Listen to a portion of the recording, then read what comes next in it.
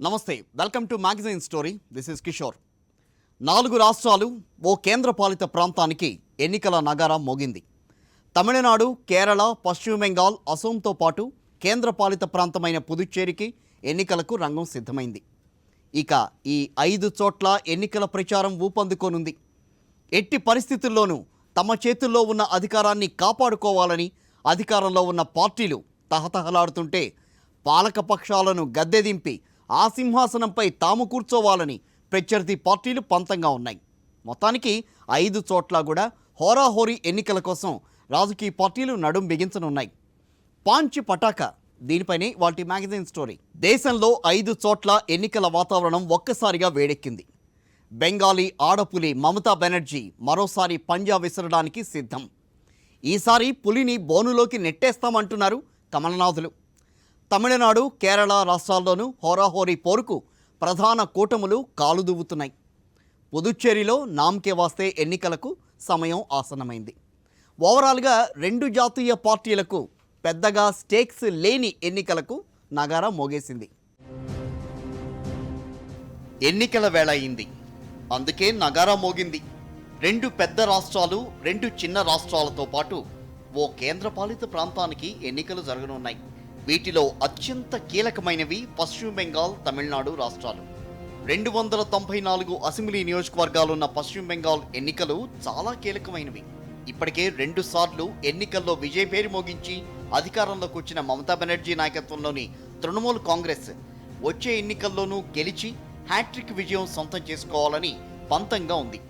అయితే ఈసారి మమతా బెనర్జీని ఎట్టి పరిస్థితుల్లోనూ ఓడించి ఇంటికి పార్సిల్ చేసి పంపేయాలని కాషాయ సేన చాలా కసిగా ఉంది. 10 ఏళ్ల పాటు అధికారంలో ఉన్న మమతా బెనర్జీ పాలనపై సహజ సిద్ధంగానే కాస్త వ్యతిరేకత అయితే ఉంటుంది.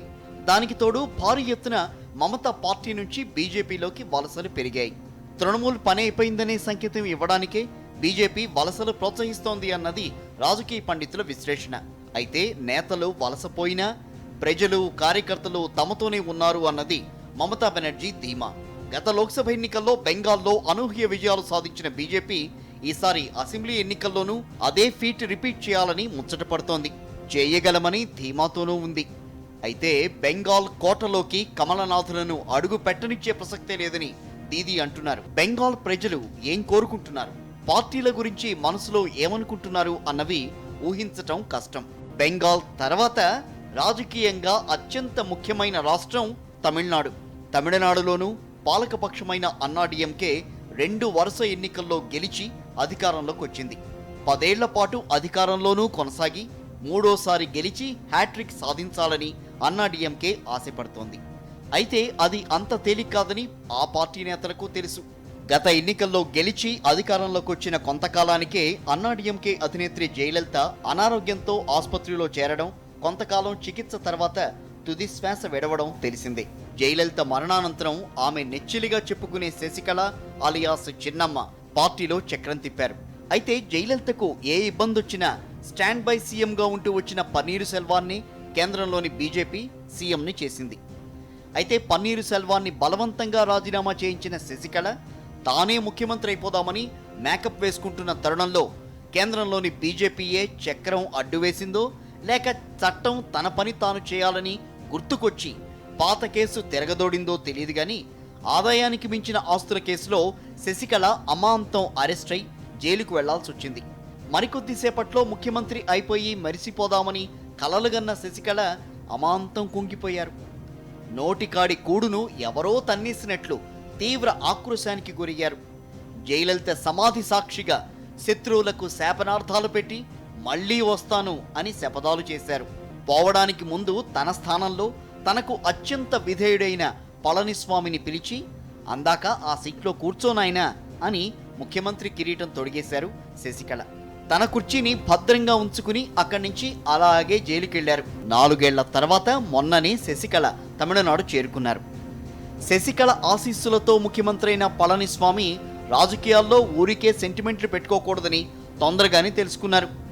అందుకే శశికళ వల్ల తాను సీఎం అయినా కూడా శశికళ జైలుకెళ్లగానే ఆమెకు శత్రువైన పన్నీరు సెల్వాన్ని కలుపుకుపోయి పరిపాలన చేసుకున్నారు పళనిస్వామి. ఇప్పుడు ముఖ్యమంత్రి అభ్యర్థిగా ఎన్నికల బరిలో దిగడానికి అంతా సిద్ధం చేసుకున్నారు పళనిస్వామి. తమిళనాట ఓసారి డిఎంకే అధికారంలోకి వస్తే ఆ తర్వాత ఎన్నికల్లో అన్నా డిఎంకేకి పట్టం కట్టడం ఆనవాయితీగా వస్తోంది. గత ఎన్నికల్లో ఆ ఆనవాయితీని కాదని ప్రజలు రెండోసారి అన్నా డిఎంకేకి పట్టం కట్టి డిఎంకేని నిరాశపరిచారు. అన్నా డిఎంకే అధినేత్రి తరహాలోనే ఇటు డిఎంకే పార్టీ అగ్రనేత కరుణానిధి కూడా మొన్నటి ఎన్నికల తర్వాత కన్నుమూశారు. సో వచ్చే ఎన్నికలు రెండు ద్రవిడ పార్టీలకు కూడా స్టార్ క్యాంపెయినర్లు లేకుండా ఎన్నికల ప్రచారం ముందుకు తీసుకెళ్లాల్సిన పరిస్థితి. అన్నా డిఎంకేపై వ్యతిరేకతతో ఈసారి తమకు అధికారం ఖాయమని డిఎంకే అధినేత స్టాలిన్ ధీమాగా ఉన్నారు. ఇటీవలి కొన్ని సర్వేలు కూడా వచ్చే ఎన్నికల్లో డిఎంకే కాంగ్రెస్ కూటమి విజయం తథ్యమని తేల్చి చెప్పాయి. జైలు నుంచి విడుదలైన శశికళను అన్నా డిఎంకే దూరం పెట్టింది. అది కూడా డిఎంకేకి కలిసొచ్చే పరిణామమే అంటున్నారు రాజకీయ పండితులు. మొత్తానికి రెండు ద్రవిడ పార్టీలు హోరాహోరీకి కదం తొక్కుతున్నాయి. ఎన్నికలు జరగాల్సిన చిన్న రాష్ట్రాల్లో అందరి దృష్టిని ఆకర్షిస్తోంది కేరళ. తమిళనాడులో ద్రవిడ పార్టీల మాదిరిగానే కేరళలో ఓసారి ఎల్డీఎఫ్ గెలిస్తే మరోసారి యూడీఎఫ్ గెలవడం ఆనవాయితీ. ఆ ఆనవాయితీ ప్రకారం అయితే గత ఎన్నికల్లో ఎల్డీఎఫ్ గెలిచింది కాబట్టి వచ్చే ఎన్నికల్లో యూడీఎఫ్ విజయం సాధించాలి. కానీ ఈసారి ఈ ఆనవాయితీ దారి తప్పుతుందని అంటున్నారు సర్వేరాయిళ్లు. గత ఎన్నికల్లో గెలిచి ముఖ్యమంత్రి అయిన పినరయి విజయానికే వచ్చే ఎన్నికల్లోనూ ప్రజలు పట్టం కట్టనున్నారని ఒపీనియన్ పోల్ సర్వే తేల్చింది. పినరయి విజయన్ పాలనపై రకరకాల ఆరోపణలు వచ్చినప్పటికీ ప్రజల్లో ఓ మేరకు వ్యతిరేకత గూడు కట్టుకున్నప్పటికి కూడా గత ఏడాది వచ్చిన కరోనా మహమ్మారి నేపథ్యంలో విజయన్ ప్రభుత్వం తీసుకున్న చర్యలు, అమలు చేసిన సంక్షేమ పథకాలకు కేరళ ప్రజలు ఫ్లాట్ అయిపోయారని అంటున్నారు. ఇటువంటి నేతనే మళ్లీ ముఖ్యమంత్రిని చేసుకోవాలని ప్రజలు అనుకుంటున్నారట. అయితే గత ఎన్నికల్లో మాదిరిగా లెఫ్ట్ ఫ్రంట్ కూడా భారీ మెజార్టీ వచ్చే పరిస్థితులు లేవంటున్నారు. 140 నియోజకవర్గాలు ఉన్న కేరళలో అధికారంలోకి రావాలి అంటే ఏ కూటమికైనా కనీసం 71 స్థానాలు రావాలి. గత ఎన్నికల్లో లెఫ్ట్ కూటమి 90కి పైగా స్థానాలతో అదరగొడితే కాంగ్రెస్ కూటమి 43 స్థానాలకి పరిమితమైంది. వచ్చే ఎన్నికల్లో లెఫ్ట్ కూటమికి 72 నుంచి 78 స్థానాలు వస్తాయని అంటున్నారు. కాంగ్రెస్ సారథ్యంలోని యూడీఎఫ్ కూటమికి ఈసారి కొన్ని స్థానాలు పెరిగి 65 స్థానాల దాకా రావచ్చని సర్వేలో తేలింది. పినరయి విజయన్ ఎంత ధీమాగా ఉన్నప్పటికీ ఈసారి కాంగ్రెస్ కూటమి ప్రభుత్వం ఖాయమని యూడీఎఫ్ నేతలు ఆశాభావం వ్యక్తం చేస్తున్నారు. ఈశాన్యంలో ఎన్నికలు జరగనున్న అసోంపై బీజేపీ ప్రత్యేక దృష్టి సారిస్తోంది.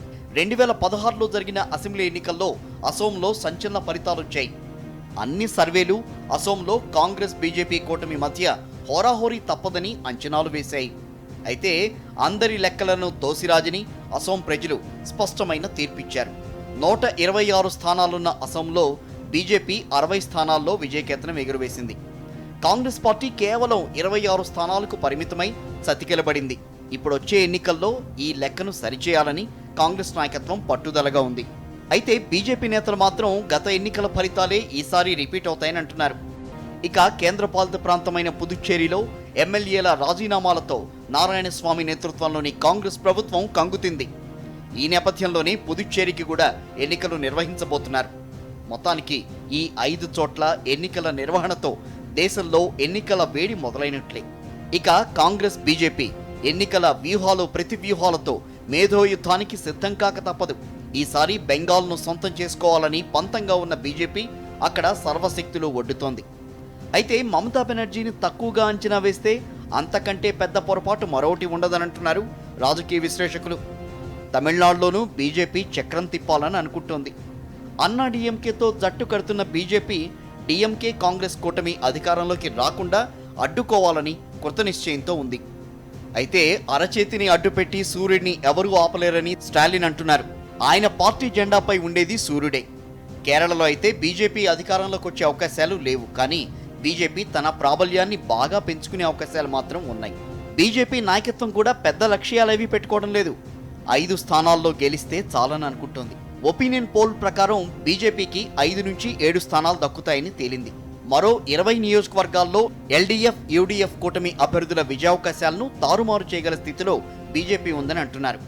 అసోంలో బీజేపీకి గత ఎన్నికల్లో వచ్చిన భారీ విజయాలు ఈసారి సాధ్యం కాకపోవచ్చని అంటున్నారు.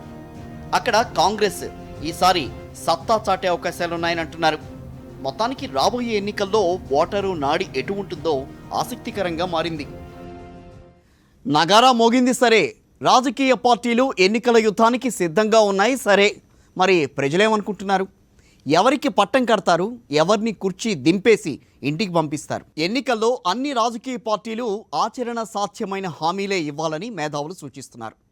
ఆకాశంలో చందమామను తెచ్చిస్తామని హామీలను ఇవ్వవద్దని వారు అంటున్నారు.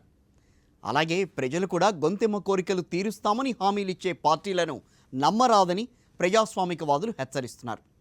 ఓటర్లు ప్రలోభాలకు లొంగకుండా తమ తమ నియోజకవర్గాల అభివృద్ధికి చిత్తశుద్ధితో పాటుపడే అభ్యర్థులు ఏ పార్టీకి చెందిన వారైనా ఓటేసి గెలిపించుకోవాలని వారు హితవు పలుకుతున్నారు. మాటలతో గారడీలు చేసే నేతలను ఎంచుకుంటే ఎన్నికలు అయిన తర్వాత 5 ఏళ్ల పాటు నరకం అనుభవించాలని వారు హెచ్చరిస్తున్నారు. 4 రాష్ట్రాలు, ఒక కేంద్రపాలిత ప్రాంతాలు కలిపి మొత్తం మీద 18,68 లక్షల మంది ఓటర్లున్నారు. మొత్తం మీద 824 స్థానాలకు ఎన్నికలు జరగనున్నాయి. ఈ 5 చోట్ల ఎవరికి పట్టం కట్టాలో తేల్చేది ఈ ఓటర్లే. కోవిడ్ నేపథ్యంలో అన్ని జాగ్రత్తలు తీసుకుని ఎన్నికలు నిర్వహించనున్నారు. తమిళనాడు, కేరళ, పుదుచ్చేరి రాష్ట్రాలకు ఏప్రిల్ 6న ఒకే దశలో పోలింగ్ నిర్వహిస్తారు. పశ్చిమ బెంగాల్కు అత్యధికంగా 8 దశల్లో ఎన్నికలు నిర్వహించనున్నారు. ఈశాన్య రాష్ట్రమైన అస్సాంలో 3 దశల్లో పోలింగ్ జరుగుతుంది. ఎన్నికల ప్రచారంలోనూ కోవిడ్ను దృష్టిలో ఉంచుకుని ర్యాలీలు, ఊరేగింపులకు అనుమతులు మంజూరు చేయాలా వద్దా అన్నది అధికారులు నిర్ణయిస్తారు. అభ్యర్థుల ఎన్నికల వ్యయాన్ని 30.8 లక్షలకు పెంచారు.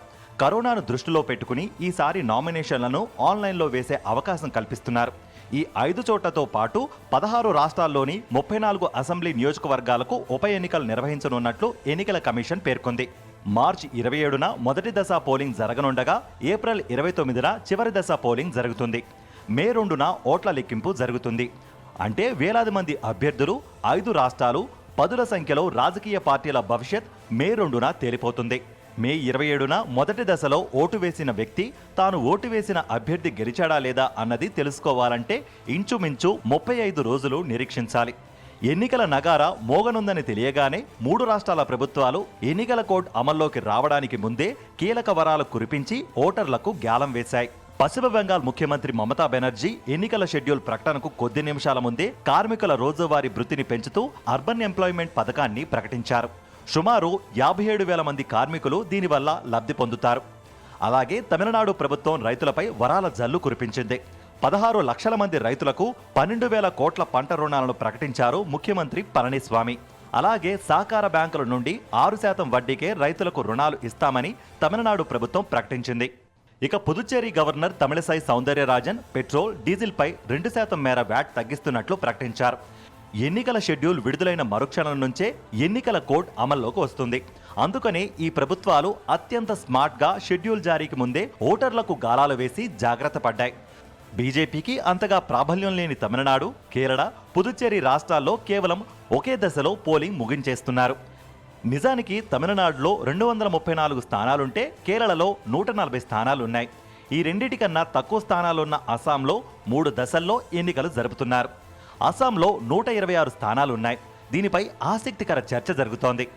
అన్నిటికంటే విచిత్రం ఏంటంటే తమిళనాడు అసెంబ్లీకి దాదాపు చాలా ఎక్కువ మంది 230 మంది సభ్యులను తమిళనాడు అసెంబ్లీకి ఒకే ఒక రోజు ఏప్రిల్ 6వ తేదీన ఎన్నికన్నారు. అదే అంతకంటే చాలా తక్కువ సంఖ్యలో ఎమ్మెల్యేలు ఉన్నటువంటి అసెంబ్లీకి మాత్రం 3 విడతల్లో చేస్తున్నారు. ఇక పశ్చిమ బెంగాల్ అయితే చెప్పక్కర్లేదు, 8 విడతల్లో సాగుతున్నది. ఇక మిగతా అన్నీ ఒకే రోజులో మామ అనిపిస్తున్నారు. పుదుచ్చేరి ఇలాంటి చిన్న చిన్న వాటిలో కూడా కేంద్రపాలిత ప్రాంతంలో. మరి ఒక్క అస్సాంలోనే ప్రస్తుతం భారతీయ జనతా పార్టీ అధికారంలో ఉంది. మిగిలిన 4 చోట్ల అంటే పుదుచ్చేరితో సహా వేరే పార్టీల వాళ్ళు అధికారంలో ఉన్నారు. కాబట్టి అస్సాంలో మళ్ళీ అధికారాన్ని మళ్ళీ చేజిక్కించుకోవడం ఒక పని. రెండోది మిగిలిన చోట్ల కూడా అంటే పుదుచ్చేరితో సహా మిగిలిన 3 రాష్ట్రాల్లో కూడా అధికారాన్ని హస్తగతం చేసుకోవటం. బీజేపీ ఆశలు పెట్టుకున్నది బెంగాల్, అస్సాంలపైనే. బెంగాల్లో నిజానికి బీజేపీ అసెంబ్లీ ఎన్నికల్లో క్లీన్ స్వీప్ చేసేంత స్థాయి లేకపోయినా తృణమూల్ కాంగ్రెస్ పట్ల ఉన్న వ్యతిరేకత, దీదీ పార్టీ నుంచి బీజేపీలోకి వలసలు తమకు కలిసొస్తాయని బీజేపీ నేతలు భావిస్తున్నారు. సరే, వెస్ట్ బెంగాల్లో నిజంగా చెప్పాలంటే అసెంబ్లీకి సంబంధించినంతవరకు నామమాత్రంగానే ఉంది భారతీయ జనతా పార్టీ. అయితే గత పార్లమెంట్ ఎన్నికల్లో గణనీయమైన విజయాలు సాధించిన ఉత్సాహంతో ఉన్నారు. కాబట్టి తర్వాత అక్కడ జరుగుతున్నటువంటి రాజకీయ కోలాహలం ఒక రకంగా చూస్తే తృణమూల్ కాంగ్రెస్ నుంచి భారతీయ జనతా పార్టీకి వలసల ప్రవాహం ఇంకా ఆగకపోవటం, పైగా మన తృణమూల్ కాంగ్రెస్ అధినేత్రికి సంబంధించిన దగ్గరి బంధువుల ఇళ్ల మీద సిబిఐ దాడులు జరగటం, ఇవన్నీ కాస్త గందరగోళాన్ని అటు కోలాహలాన్ని రెండు కలిగిస్తున్న మాట వాస్తవం. అక్కడ ఉన్నటువంటి ప్రాంతీయ పార్టీ అధికారాన్ని కాదని ఒక జాతీయ పార్టీకి, అందులో దాదాపు 3 దశాబ్దాలకు పైగా కమ్యూనిస్టులు పరిపాలించినటువంటి పశ్చిమ బెంగాల్లో మరి ఏ మేరకు భారతీయ జనతా పార్టీకి పటం కడతారనేది ఒక మాట. ఇకపోతే అస్సాం సంబంధించిన వరకు మంచి విజయంతో వాళ్ళు గత ఎన్నికల్లో భారతీయ జనతా పార్టీ ఉంది. వాళ్ళు చేసిన కార్యక్రమాల ఫలితంగానే మళ్ళీ ప్రజల అధికారం కట్టబెడతారన్న నమ్మకాన్ని ప్రధానమంత్రి మోడీ గారు కూడా ఈ మధ్య వెల్లడించారు. అయితే పెట్రోల్, డీజిల్ ధరల పెరుగుదల, ప్రభుత్వ రంగ సంస్థలను బీజేపీ ప్రభుత్వం తెగనమ్మడానికి సిద్ధం కావడం, కరోనా కల్లోలంలో ప్రజలను పట్టించుకోకపోవడం బీజేపీ వచ్చే ఎన్నికల్లో నష్టాన్ని చేకూర్చవచ్చంటున్నారు రాయలసీమ మేధావుల సంఘం అధ్యక్షుడు పురుషోత్తం రెడ్డి. ముఖ్యంగా భారతీయ జనతా పార్టీకి డిజిన్వెస్ట్మెంట్లో భాగంగా దేశవ్యాప్తంగా ప్రభుత్వ రంగ సంస్థలను అమ్మివేయడం, డీజిల్ ధరలు విపరీతంగా పెరగడం, ముఖ్యంగా తమిళనాడులో వాళ్ళు ప్రజాస్వామ్యాన్ని అపహాస్యం చేసి గవర్నర్ని అడ్డంగా పెట్టుకొని శశికళని అరెస్ట్ కేసులో పంపించడం, మళ్ళీ శశికళ బయటికి రావడం, ఏఐడిఎంకోలో జరుగుతున్న పరిణామాలు, ఇవన్నిటి నేపథ్యంలో భారతీయ జనతా పార్టీ భవిష్యత్తుకు ఎన్నికలు ఒక కీలక పరిణామంగా అవకాశం ఉంటుంది. బెంగాల్లో గెలిస్తే బీజేపీకి ఒక మంచి ఊపు వచ్చే అవకాశం ఉంది. బెంగాల్లో గెలవకపోతే మాత్రం, ఎందుకంటే గత ఎన్నికల్లో గెలుపు వరకు వచ్చి ఆగినారు ఎంపీ ఎన్నికల్లో, ఇది కానీ గెలిస్తే మాత్రం ఒక రకంగా ఉంటుంది, గెలవకపోతే మాత్రం బీజేపీకి దేశంలో ఎక్స్టెన్షన్ కావడానికి అవకాశం ఉండే అవకాశం. ముఖ్యంగా సౌత్ ఇండియాలో కేరళ, తమిళనాడు రెండిట్లో కూడా బీజేపీ ప్రతికూల పరిస్థితి వచ్చే అవకాశం ఉంటుంది తప్ప సానుకూల పరిస్థితులు వచ్చే అవకాశాలు లేవు. దక్షిణాదిన సత్తా చాటాలని తహతహలాడుతున్న బీజేపీ ముందుగా తనకి బలం లేని రాష్ట్రాల్లో బలమైన శక్తిగా ఎదిగేందుకు ప్రయత్నిస్తోంది. ఆ క్రమంలోనే తమిళనాడు, కేరళ రాష్ట్రాల్లో గతంలో కన్నా ఓటింగ్ శాతాన్ని పెంచుకుని కొన్ని స్థానాలు గెలుచుకోవాలని అనుకుంటోంది. తమిళనాడు, కేరళలో కూడా భారతీయ జనతా పార్టీకి ప్రస్తుతం ఉన్నటువంటి సంఖ్యాబలాన్ని బట్టి చూస్తే పెద్ద ఆశాజనకంగా లేని మాట వాస్తవమే. కానీ ఆ 2 రాష్ట్రాల్లో ఉన్నటువంటి తాజా రాజకీయ పరిస్థితులను కనుక మనం గమనంలో తీసుకుంటే వీళ్ళు ఒక అడుగు ముందుకు వేయటానికి కానీ, సంఖ్యాబలాన్ని పెంచుకోవడానికి కానీ, ఉనికిని కాపాడుకోవడానికి కానీ తప్పనిసరిగా ప్రయత్నాలు జరుగుతాయి. భారతీయ జనతా పార్టీకి మొట్టమొదటి నుంచి ఒకటి ఏంటంటే, తప్పనిసరిగా వాళ్ళు వెంటనే అధికారం చేయించుకోవడం కాకుండా కొంత ముందు ఆ రాష్ట్రాల్లో ఎక్కడైతే దక్షిణాది రాష్ట్రాల్లో ముందు కాలు మోపి దాన్ని పదిలం చేసుకొని నెమ్మదిగా క్రమంగా విస్తరించడం అనేది ఒక దీర్ఘకాలిక వ్యూహంగా వాళ్ళు పెట్టుకొని పోతున్నట్టుగా మనకు అనిపిస్తుంది.